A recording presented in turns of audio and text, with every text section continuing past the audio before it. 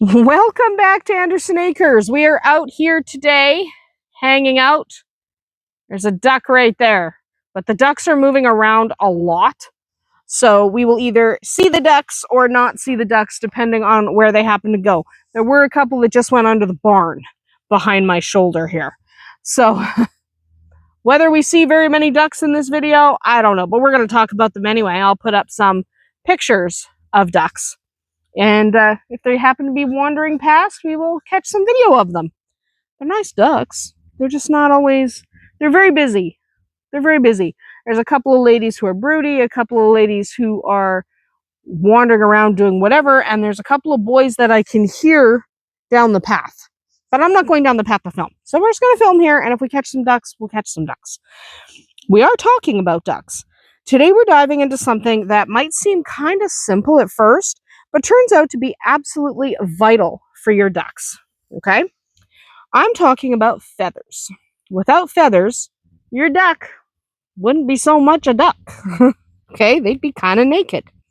If you've ever watched your ducks splash around in a pool, shake themselves off, or spend ages preening in the sun, you've already seen just how important feathers are to them. But there's a lot more going on than just what appears on the surface. So we are going to explore what duck feathers are made of, why they're so essential to your duck's survival, and how ducks keep their feathers clean, how they waterproof, and how they keep themselves so well maintained, because it's all about the feathers. We'll also talk about molting, preening, oil glands, and even the role feather color plays in the life of a duck. So let's talk about it. Let's start off with the basics. Duck feathers and the soft down underneath are made of dead cells. Sounds creepy, but that's also what your hair and your fingernails are made of. Okay? Dead cells. They're composed mainly of a protein called keratin. This material gives feathers their strength, flexibility, and durability. Feathers come in all sorts of beautiful hues, and the color of a duck's plumage is influenced by two primary things: the type of pigment that develops during feather growth, and how the feather's surface reflects or absorbs light. That's why some ducks shimmer, and they're kind of like iridescent green, iridescent purple. Think our cayugas, especially the males, their heads shine green even though they're black.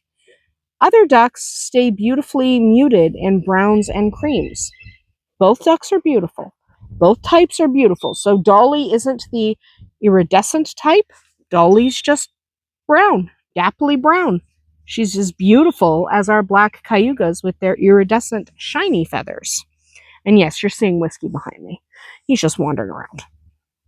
So, what about their function? Well, feathers are not just for looking pretty. They're essential to a duck's survival. First and foremost, feathers enable flight, but they do more than that, which is a good thing because larger ducks like my cayugas can't fly. So if all the feathers were for was flight, they'd be useless to them. Good thing that they do more than just help with flight. They trap air close to the body to help ducks stay warm and conserve their body heat in the winter, and they keep their skin protected from the elements. Feathers help ducks float by creating an insulating barrier. And when it comes to ducklings, well, that super soft down is more than just adorable. It's what keeps them warm and buoyant in their first few weeks of life. But for feathers to do their job, they need to be clean and well maintained. And that brings us to one of a duck's favorite activities: bathing. They love to bathe, okay? Ducks think it's the best thing on the planet. While domestic ducks can survive without a bathing source, they're happier, healthier, and more beautiful when they have a way to get wet and clean themselves off. And at the minimum, they have to be able to wash their face. But if they can immerse their whole body, they're just happier and healthier creatures. Watching a duck bathe is a true farmyard joy. Okay, it's just a delight. They'll dunk their heads, shake their wings, and even make glittering sprays of water in the sunlight if your water source is out in the sun. It's really a beautiful sight. And it's more than play, it's more than beauty, it's necessary maintenance. Bathing helps remove dirt and distribute oils, keeping feathers in their most prime condition. A duck with access to regular bathing will look cleaner, fluffier, and a lot more vibrant than one that only has a small dish big enough to dip their head. After a good bath, the real work begins.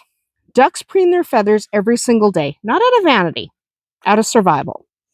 For ducks, preening is a matter of life and death, especially for those that really like water. During preening, ducks use their bills, okay, their nice bill, and their feet to reposition feathers, lock in the tiny structures called, they're like barbed. They have almost these barbs on the edges, and so they use their bill and their feet to kind of interlock these little barbs again and maintain that critical insulating layer. They also apply oil. Ducks are self-oiling birds. They produce oil. That's why some people don't like duck or goose, because it's such an oily meat, because these birds produce a lot of oil. They have to. This oil comes from a gland known as the Preening gland, located just above the base of their tail. You'll often see a duck rubbing its head and bill against that gland to collect the oil and then run that bill all over their body to distribute that oil. This oil makes their feathers waterproof, and that's why ducks can dive, swim, and splash without looking completely soaked every time they come out of the pool. But even the best cared for feathers don't last forever. That's not a sad thing. I'm talking about a process called molting, the shedding and regrowing of feathers. Adult ducks molt about once a year, typically after breeding season. We call it the postnuptial molt. So they're done making babies for the year, time to molt. During this time, which can last for 1 to 2 months, ducks lose their old, worn feathers and they grow in new, fancier ones. And by fancier, I mean not worn. I don't mean they're different colors or anything. Hi, sweetheart. That's Delilah. Delilah's standing there because Dahlia's in the bucket. There's about 3 buckets over there, and one bird's in a bucket, and the other one's like, why are we going in a bucket? No good reason. Anyway, so their new fancier feathers are really just younger feathers that are in better shape. They shed their flight feathers all at once, which means they can't fly. So for us, it doesn't matter because our birds can't fly anyway.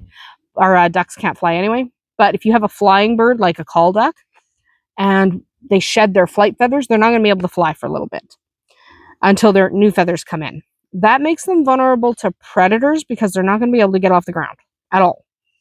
Some ducks, like the mallard, can go through a summer molt where drakes lose their bright, flashy feathers and kind of grow a more camouflaged plumage, something that doesn't stand out as much and it resembles the females. It's a life-saving adaptation while they're flightless. Not all species do this. Some species, they molt out and they look exactly like they did before, but some species, the males who look real fancy and bright, will shed out in a duller color so they blend in more. It's a survival mechanism. So what does all of that mean for those of us that raise ducks on the homestead? It means you need to provide access to clean water for bathing. It's essential for ducks. They need to get clean. A kiddie pool, a pond, or even a big tub can make a huge difference. They don't need to be able to swim. They just need to be able to get in it and get clean. It also means giving ducks a calm, safe environment to preen and molt without bothering them. So if you see your ducks preening, leave them alone. Let them do their thing. They are trying to make themselves pretty and trying to make all their feathers line up. It's an exacting job. So if you see your ducks sitting there preening, just let them do it, okay? Don't go bug them. Some people like to go bother them when they're sitting there preening and realigning their feathers. Don't do that. It's mean. During molt, ducks might look kind of ragged, and you might start to think, are my ducks sick? They'll kind of look scruffy, and you might almost think, do they have mites?